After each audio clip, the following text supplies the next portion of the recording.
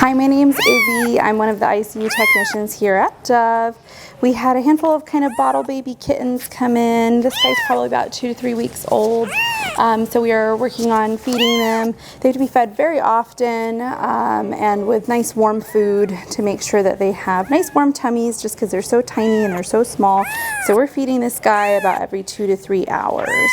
The amount that they're fed depends on how much they weigh and their age. This guy is about 200 or 300 grams, I believe. So we're feeding him about 3 to 4 mils of KMR, which is our milk replacement food that we feed for little baby kittens. So I'm going to demonstrate that. I already pulled up the pre-specific amount into a syringe and have it warming up in warm water, just like you would a human's formula or baby formula. We do kind of the same process for these little guys too.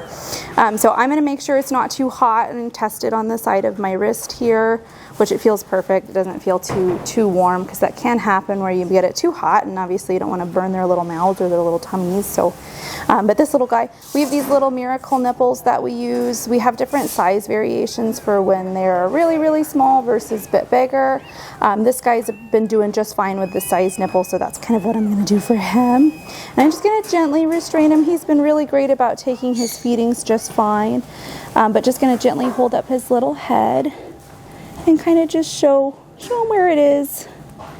There ain't nobody. And then once he kind of gets latched on and realizes, he's just going to go to town and get all that sucked right down.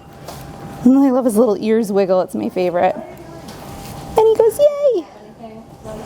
Good amount of food for him. Yeah.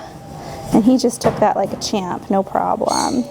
And then every time we feed them, we always want to stimulate them too. I usually will take a little bit of the warm water that I had heating up over here and just make sure it kind of cools down slightly on a cotton ball.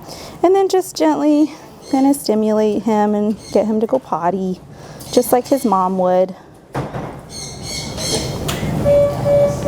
And sometimes they pee, sometimes they poop, just depends on what they need to go potty for. And he's peeing for us. And then sometimes I'll just take a dry one and just clean off. And if there's a lot of poop, then I'll clean up some more. But usually that's all we kind of have to do. Thank you for joining us at Dove. We appreciate you.